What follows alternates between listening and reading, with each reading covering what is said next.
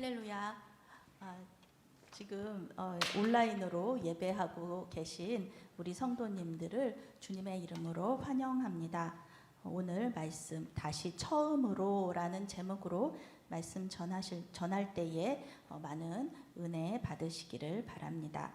오늘 말씀은 이제 정의와 복지에 관한 법, 그리고 또 이제 안식일 또 안식년에 관한 법이라는 제목을 가지고 있습니다. 그런데 우리가 말씀을 읽으면서 볼 수 있는 것은 하나님께서 우리가 이 땅에서 살 때 행복하게 살기를 원하신다. 평화롭게 살기를 원하신다. 또 공평과 정의가 흐르는 그런 아주 좋은 이 세상에서 살기를 원하신다라는 하나님의 사랑을 이 말씀을 통해서 우리가 알 수가 있습니다. 출애굽기 20장 20절부터 이제 오늘 말씀 23장의 말씀은 언약 법전이라는 별명을 가지고 있죠. 언약의 책이라고 부르는 아주 다양한 법규집입니다. 10계명을 쉽게 풀이해 놓은 그런 법들이 여기 나와 있습니다. 오늘 말씀도 1계명 하나님께만 예배해라, 또 2계명 우상을 만들지 말아라, 또 4계명 안식일을 지켜라, 마지막으로 9계명 내 이웃에 대해서 거짓 증거하지 말라. 이 말씀들과 관련이 있습니다. 특히 안식일이나 안식년에 대한 법, 그리고 이제 이 말씀 이제 다음 주에 나올 말씀인데요. 그 절기에 대한 법은 바로 이스라엘 백성들이 가나안 땅에 정착하고 나서에 어떻게 할 것인가를 전제로 하여서 선포된 말씀입니다. 그러니까 하나님의 약속, 아직은 가나안 땅에 들어가지 않았어요. 그런데 하나님께서는 이미 이 백성들이 가나안 땅에 들어갔다는 것을 전제로 하셔서 이 말씀을 주신 것입니다. 그래서 이 말씀들이 어떤 말씀이냐 하면은 이 법이라는 것이 이스라엘 백성들을 힘들게 하는 그런 법이 아니라 언약 공동체, 이스라엘 백성이 하나님의 언약 공동체인데 이 언약 공동체가 그 가나안 땅에서 어떻게 살아야 하는가, 구별되고 또 거룩한 삶을 살아야 하는데 어떻게 사는 것이 하나님을 드러내고 하나님의 백성이라는 것을 우리가 그 정체성을 가지고 살 수 있는가, 그것을 이 법 속에서 말씀하시는 것입니다. 분명히 우상을 숭배하는 그 가나안 족속들과 또 하나님을 믿고 섬기는 이 이스라엘 백성들은 분명히 다른 삶을, 구별된 삶을 살아야 할 것이었습니다. 그래서 오늘 말씀은 법보다는 명령의 성격을 가지고 있습니다. 하지 말아라. 되게 강력하게 말씀하고 계세요. 그러면서도 불순종했을 때의 처벌, 불순종하면 이런 벌을 받을 것이다 라는 규정이 없습니다. 그런데 가만히 읽어보면 구약의 선지자들이 이렇게 하면 나라 망한다, 유다 나라 이렇게 해서 망했다, 이렇게 말씀하는 이유들, 남유다와 북이스라엘이 멸망한 이유가 오늘 말씀에 나오는 법을 지키지 않았다, 그렇게 구약의 선지자들이 말하고 있는데요. 오늘 말씀의 법이 그렇게 중요한 법들입니다. 그 처벌에 대해서 말하고 있지는 않지만 그것은 이스라엘 백성들의 정체성을 해치는, 이 말씀을 지키지 않았을 때, 이 명령을 지키지 않았을 때 이스라엘 백성들의 정체성은 사라지고 나라는 멸망하고 또 이스라엘 백성들은 포로로 끌려가는 그런 일들이 오늘 말씀을 지키지 않았을 때의 그런 그 일들, 결과들입니다. 그래서 오늘 말씀이 얼마나 중요한지를 그 구약의 선지자들이 이렇게 증거로 나타내고 있는 것이죠. 먼저 재판에 관한 법, 재판이라는 것이 정의와 또 복지에 관한 법입니다. 1절 말씀 여러분들과 제가 함께 읽겠습니다. 너는 거짓된 풍설을 퍼뜨리지 말며 악인과 연합하여 위증하는 증인이 되지 말며 라고 말씀이죠. 재판 절차에 대한 규정이고요. 9계명 내 이웃에 대해서 거짓 증거하지 말라, 이것과 연관이 되어 있습니다. 이 거짓된 풍설을 오늘날의 그 단어로 사용한다면 가짜뉴스라고 말할 수가 있습니다. 가짜뉴스, 근거 없는 소문입니다. 없는 말입니다. 없는 말을 이렇게 지어내서 그것을 퍼뜨리는 것이죠. 개인적인 경험으로 얻은 지식이라는 것이 있고 또 이 가짜 뉴스, 거짓된 풍설이라는 그런 반대되는 단어가 이 두 가지가 같이 나오는데요. 개인적인 경험으로 얻은 지식이라 그러면은 믿을 수 있는 거죠. 물론 우리의 그런 지식적인 한계가 있기는 하지만 가짜 뉴스하고는 다른 것입니다. 그런데 이 거짓된 소문을 퍼뜨리는 것이죠. 그런데 이것을 그냥 실수로 퍼뜨리는 것이 아니에요. 오해해서 퍼뜨리는 것이 아니라 이 말씀의 그 원래의 뜻은 고의적으로 계속해서 퍼뜨린다, 널리 퍼뜨린다, 그런 뜻입니다. 언약 공동체 안에 있는 어떤 사람을 피해를 주기 위해서, 그 사람에게 피해를 주기 위해서 있지도 않은 일을 마치 사실처럼 그렇게 전하는 것입니다. 계속해서 전하는 것입니다. 그 사람에 대해서 잘 모르는 사람들이 있어요. 잘 모르는 사람들이 거짓 평판만 듣고 거짓 증언을 할 수도 있어요. 그리고 그 사람은 자신도 모르는 새에 악인과 연합하여서, 연합한다는 것은 손을 잡는다는 뜻이거든요. 악인과 손을 잡아서 위증하는 증인이 되어 버릴 수도 있습니다. 이렇게 될 때 하나님의 공의가 무너진다는 것이죠. 그리고 그런 공동체는 거룩함이나 구별됨이 없다, 이렇게 성경이 이야기하고 있는 것입니다. 2절과 3절 말씀도 그런 비슷한 말씀입니다. 함께 읽습니다. 다수를 따라 악을 행하지 말며 송사에 다수를 따라 부당한 증언을 하지 말며 가난한 자의 송사라고 해서 편벽되이 두둔하지 말지니라. 아멘. 다수가 어떤 결정을 내렸어요. 그런데 그것이 악해요.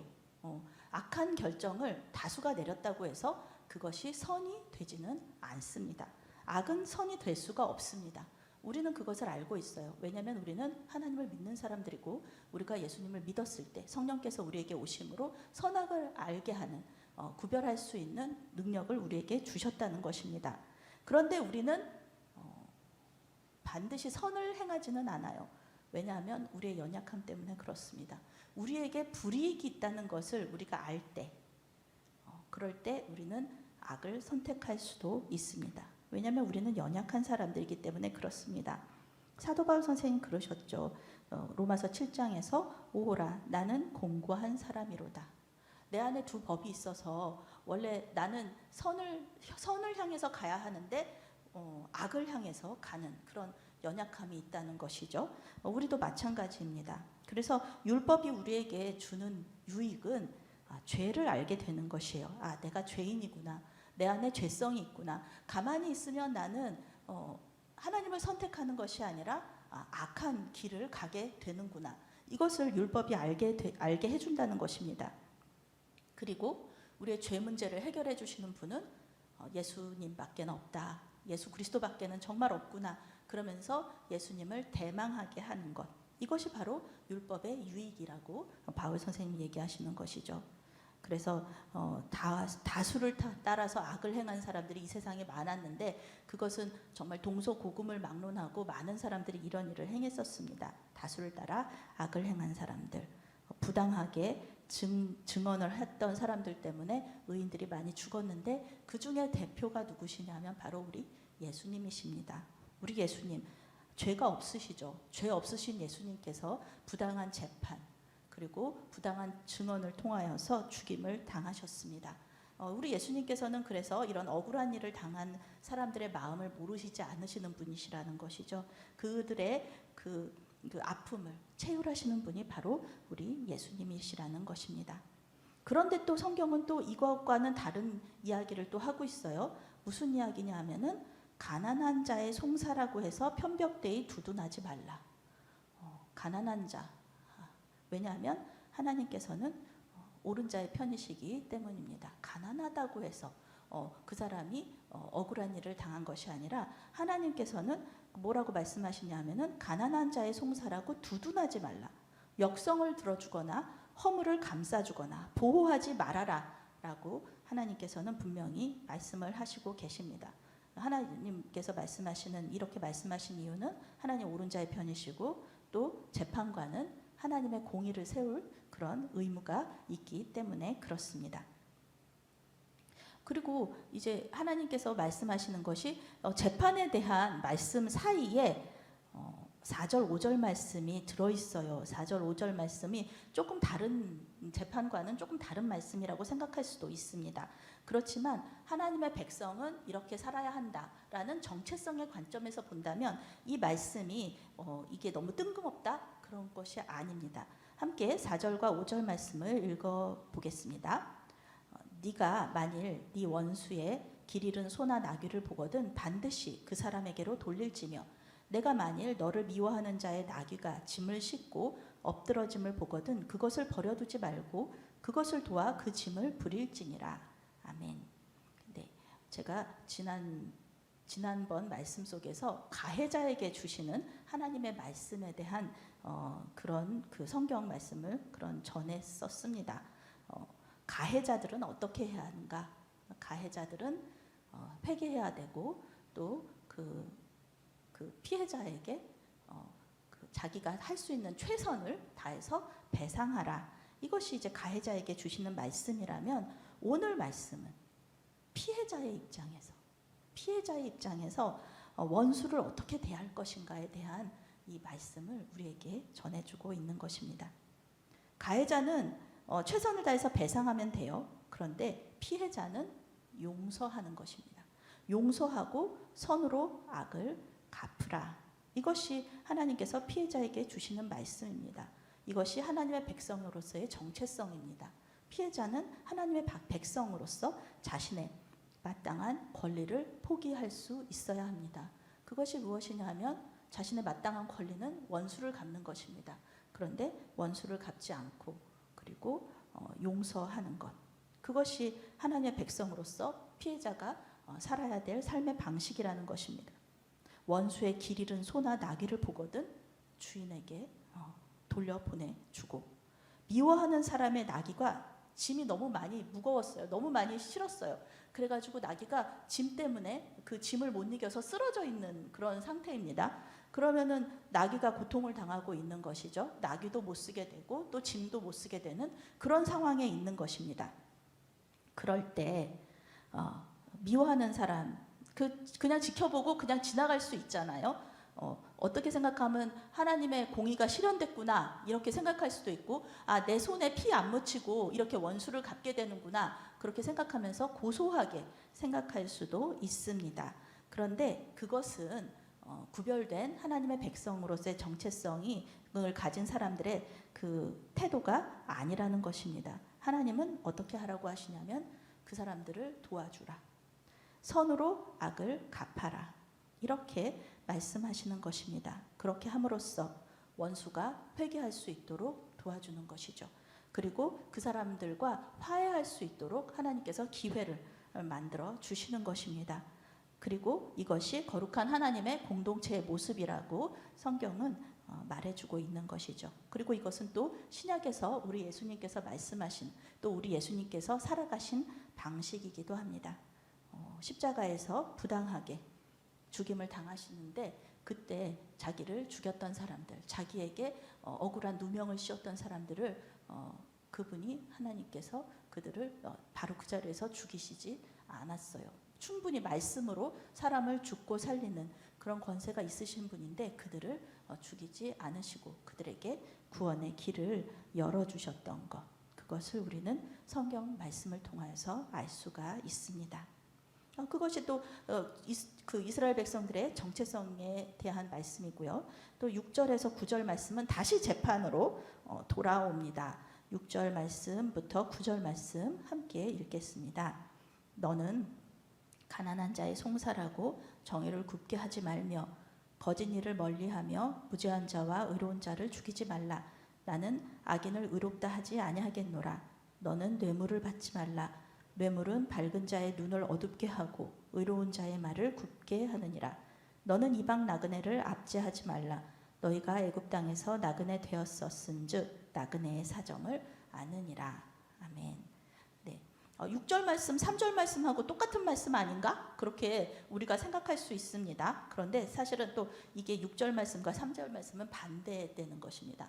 그러니까 3절 말씀은 가난하는 자의 편에 서지 말아라, 이런 말씀이고요. 6절 말씀은 가난한 사람이라고 해서 업신여기거나 무시하지 말아라, 이런 말씀입니다. 그러니까 하나님께서는 이렇게 생각하시는 거예요. 사람은 빈부귀천은 사람들의 평가, 이 세상 사람들이 생각하는 것이에요. 그런데 사람은 그냥 하나님 앞에서는 다 평등합니다. 빈부귀천 다 따지지 않고 하나님 앞에는 평등해요. 우리는 모두 죄인이라는 것이죠. 말씀 앞에서, 법 앞에서 우리는 모두 죄인입니다. 부자라고 해서 돈으로 구원 얻을 수 있는 것 아니고요. 가난하다고 해가지고 돈이 없다고 구원을 못 받는다, 이런 것도 아닙니다. 우리는 모두 예수님, 그분 한 분만, 그분을 통하여서 죄에서 자유롭게 될 수 있습니다. 이것이 하나님의 공의이고 하나님의 은혜입니다. 모든 사람이 주님 앞에서 구원을 얻을 수 있는 것, 모든 사람이 빈부귀천과 상관없이 하나님 앞에 평등한 것, 그리고 모든 사람이 오직 예수 그리스도를 믿는 믿음으로 산다는 것, 이것이 모두 하나님 앞에는 그런 것이, 그것이 공의이고 하나님의 사랑이고 은혜라는 것입니다. 그러시면서 계속해서 재판을 할 때에 그 정의롭게 하는 것을 말씀하고 계세요. 거짓 증언을 멀리하라, 이렇게 말씀하시는 거죠. 거짓 일을 멀리하라는 말씀, 7절 말씀이 거짓 증언을 멀리하라는 것이에요. 거짓 증언을 가까이 하면 어떻게 되나요? 가까이 하면 무죄한 자와 의로운 자를 죽이게 됩니다. 의인을 죽이게 됩니다. 그리고 악인을 의롭다고 판결을 내릴 수가 있는 것입니다. 이렇게 되면은 그 재판관이 이렇게 얘기할 수 있죠. 아이고, 제가 거짓 증언을 듣고서 이렇게 공평하지 못한, 이렇게 좀 왜곡된 판결을 내렸네요. 그런데 저는 정말 몰랐거든요. 이런 핑계가 될 수 없다. 영어 성경에는 이 말씀을 이렇게 해석했어요. 나는 그 재판관을 절대로 용서하지 않겠다. 하나님께서 말씀하셨어요. 거짓 일을 멀리하라고 했는데 거짓 일을 네가 가까이 해서 이렇게 잘못된 판결을 내린 너에게 책임이 있다라고 말씀하시는 것이죠. 그리고 또 성경에서 말하는 공의를, 하나님의 공의를 흐리게 하는 가장 대표적인 방법으로 8절 말씀은 뇌물을 이야기하고 있습니다. 뇌물을. 제가 이 성경 말씀을, 뇌물에 대한 성경 말씀이 굉장히 많아요. 그런데 이 뇌물이 하는 일이 굉장히 놀라운 일입니다. 무슨 일이냐 하면은 밝은 자의 눈을 어둡게 하고 의로운 자의 말을 굽게 하느니라, 이렇게 하는 것이 뇌물의 힘입니다. 의인이 죽고 악인이 의인으로 둔갑을 하는 것, 7절 말씀이죠.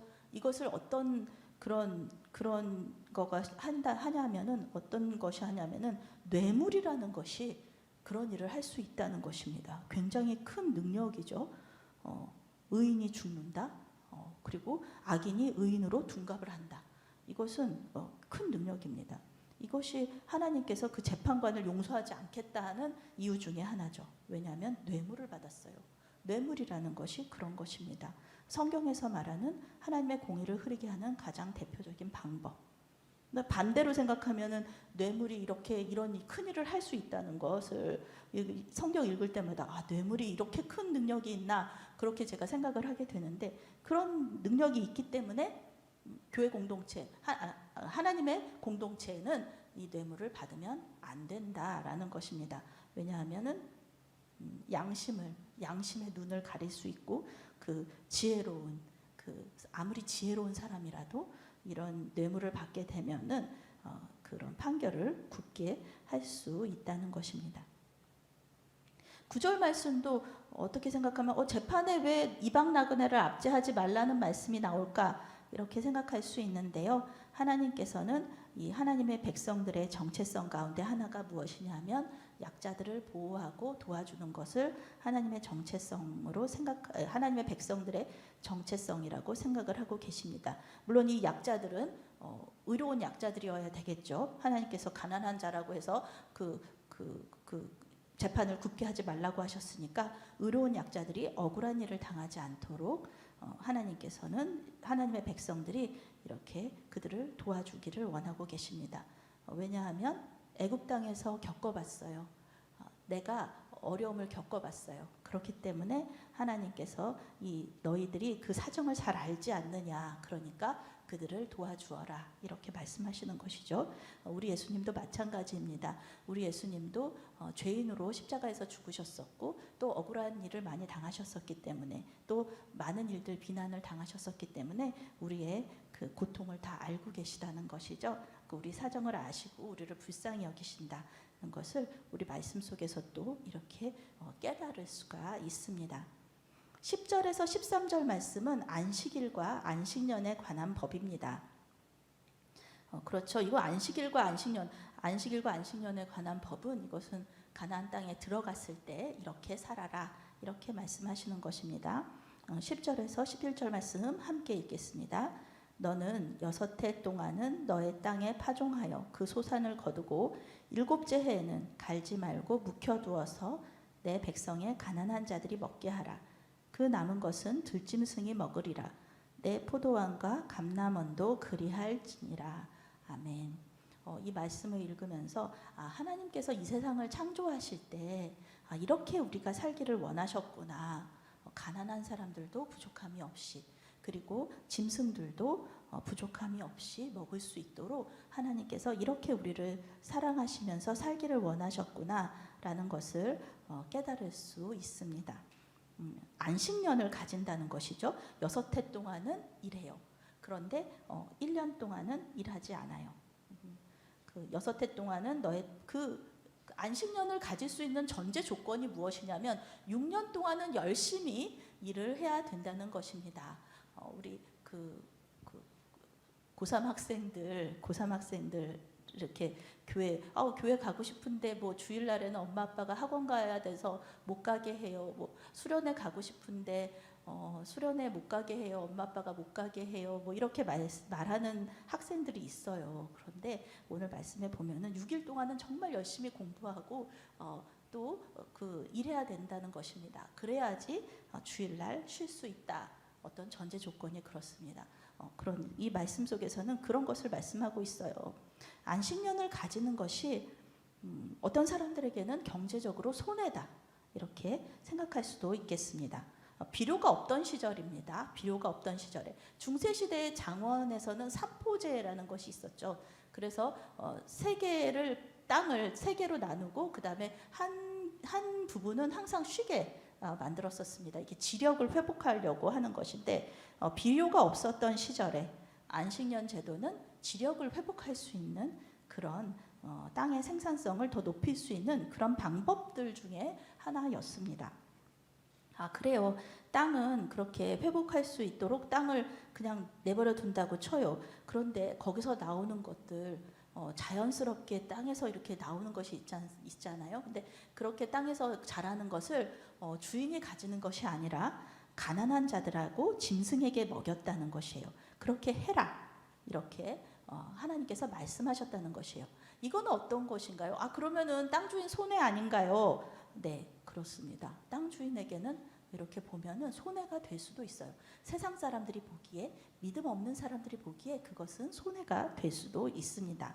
그런데 이것은 경제적인 문제가 아닙니다. 성경은 경제적인 이야기가 아닙니다. 성경은 믿음에 대한 이야기를 우리에게 해주고 있습니다. 하나님께서 말씀하신 것이에요. 하나님의 말씀에 순종할 때 그것이 우리에게 손해가 될지라도 하나님 말씀에 순종하는 것, 그것이 바로 믿음이라는 것입니다. 물론 하나님께서는 이런 경제적인 손해를 보게 하지 않으실 거예요. 왜냐하면 하나님께서는 분명히 채워주신다. 내가 30배, 60배, 100배로 더해 주신다. 라고 말씀을 하셨기 때문이에요. 그런데 하나님께서 이런 경제적인 문제를 채워주시지 않는다고 해도 우리는 이런 또 유익을 얻을 수 있어요. 영적인 유익이죠.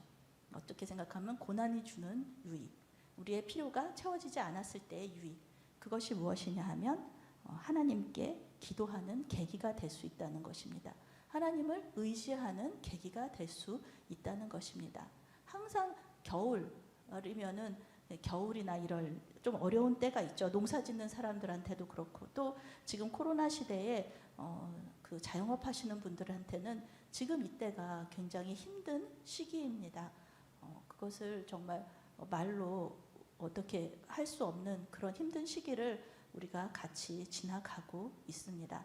저는 이 코로나 시기가 마치 그 로마에 의해서 핍박을 받던, 박해를 받던 그런 아주 힘든 시기와 같다. 저는 그렇게 생각을 하고 있습니다. 교회 공동체가 무척 힘들어요. 그런데 이럴 때 우리가 생각할 수 있는 것, 정말 하나님 없다. 하나님이 있다면 어떻게 이럴 수가 있을까? 그렇게 할 수 있고, 하나님 계시다. 하나님께서 계시기 때문에 내가 지금까지 이렇게 살 수 있는 것이다. 그럼에도 불구하고 우리는 살아야 한다. 그럼에도 불구하고 우리는 믿고 앞으로 나아가야 한다. 이렇게 우리는 나아가는 방법, 그리고 하나님을 떠나는 방법, 두 가지 선택의 기로에 있을 수 있습니다. 그럴 때 우리는 어떤 선택을 해야 할까요? 하나님께서 어떤 선택을 원하실까요? 그리고 우리의 원수된 사단은 어떤 선택을 우리가 하기를 원할까요? 그렇습니다. 우리는 그래도 앞으로 나아가야 합니다.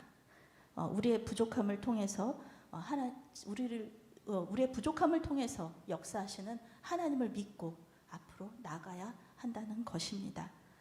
그럴 때 하나님께서 우리에게 은혜를 풍성히, 디도서의 말씀에 있죠. 성령의 은혜를 풍성하게 부어주신다는 것입니다.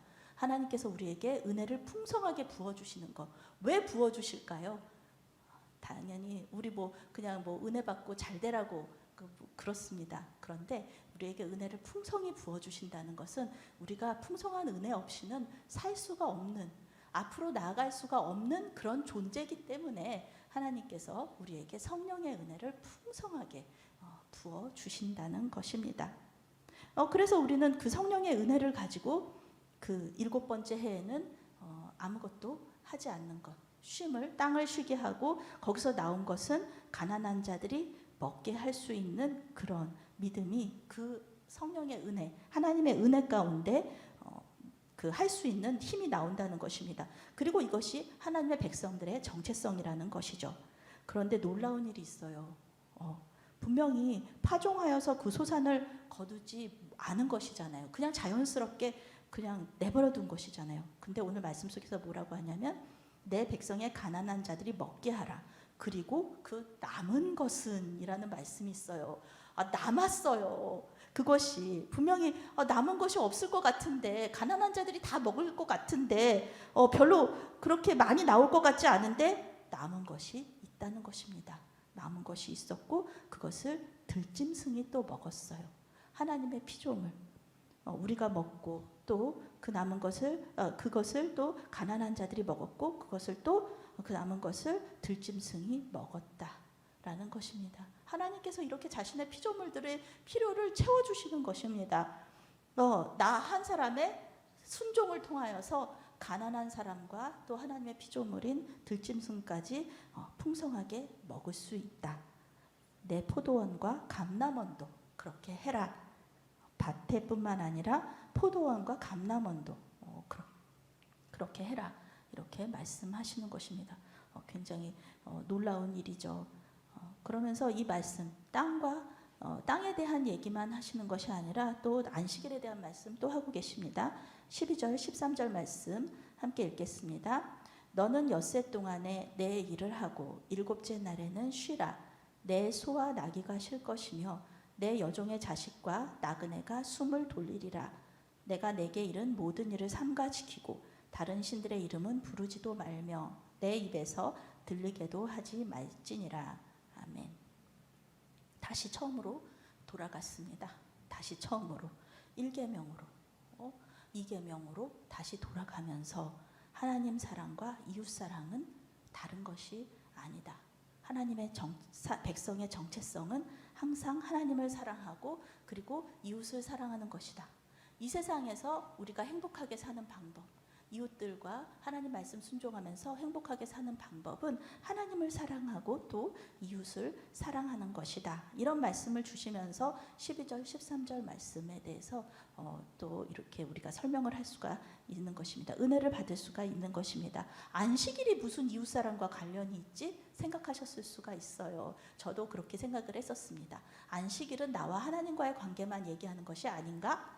그런데 오늘 12절 말씀에 안식일은 이웃사랑하고 굉장히 밀접한 관계가 있구나라는 것을 알 수가 있습니다. 12절 말씀 얘기하죠. 너는 엿새 동안에 내 일을 하고, 똑같아요. 6년 동안 열심히 일하고 7년째 쉬는 것. 엿새 동안에 열심히 일하고 주일 쉬는 것입니다. 안식일을 쉬는 것입니다. 일곱째 날에는 쉬라. 내 소와 나귀가 쉴 것이며 내 여종의 자식과 나그네가 숨을 돌리리라. 아멘. 안식일에는 안식일을 하나님께서, 영어 성경 이렇게 그 번역을 하고 있어요. 안식일을 기억하여 거룩하게 지키라. 우리는 이렇게 개역개정 성경 이렇게 번역하는데, 영어 성경은 안식일이 나에게 속해 있다는 것을 기억하라, 이렇게 번역을 하고 있습니다. 안식일은 우리를 위해서 주신 말씀이지만, 안식일은 하나님께 속한 것이고 하나님의 것입니다.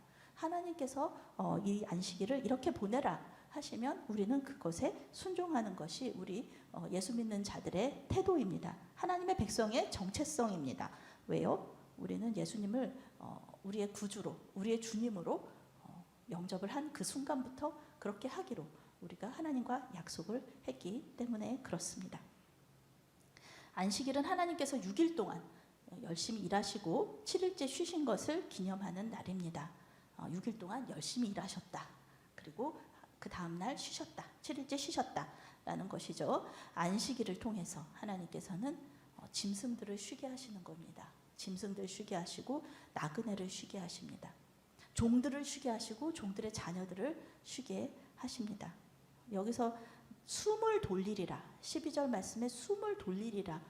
숨을 돌린다고 하니 그동안 6일 동안 그 사람들이, 또 짐승들이 얼마나 힘들었는지, 이것은 주인도 마찬가지입니다. 주인도 힘들었어요, 일하느라고. 그런데 이것을 그 숨을 돌리리라 말씀이 무엇이냐면은 쉬면서 원기를 회복하다라는 뜻을 가지고 있습니다. 그래서 안식일에는 주인만 쉬는 것이 아니라 종들까지도 다 쉬는 것입니다. 짐승들도 쉬는 것입니다. 함께 있는 나그네도 또 쉴 수 있는 것입니다. 그래서 안식일은 하나님 사랑과 이웃 사랑의 개념을 같이 가지고 있다. 모두 가지고 있다라는 것을 오늘 말씀을 통하여서 알 수가 있는 것입니다. 그러니까 당연히 예수님께서 안식일에 병든 사람 고쳐주신 거, 그것은 절대로 비난받을 일이 아니라 당연한 일이라는 것입니다. 예수님께서는 잘하신 것이에요. 하나님의 말씀, 율법을 따라서 이웃을 사랑하고 도와주고 안식일에 그런 것은 뭐 일을 하고 안 하고에 따라서 이 유대인들이 잘못된 그런 생각을 가지고 있었던 것이죠. 율법에 대한 잘못된 생각, 잘못된 이해를 가지고 있었기 때문에 예수님을 비난했다는 것입니다. 예수님께서는 잘하셨습니다. 안식일에 병든 사람 고쳐주신 거 너무너무 잘하신 일이었습니다. 결론은 다시 예수님 말씀으로 돌아갑니다. 오늘 말씀이죠. 율법을 2개로 요약하면 하나님 사랑과 이웃 사랑이다. 하나님을 사랑한다고 하고 이웃을 사랑하지 않는 것, 말이 되지 않는다는 것입니다.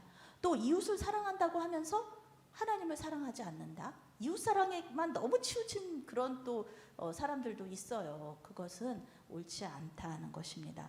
이웃 사랑과 하나님 사랑이 항상 균형을 이루어야 되고요. 그리고 우선순위는 하나님 사랑입니다.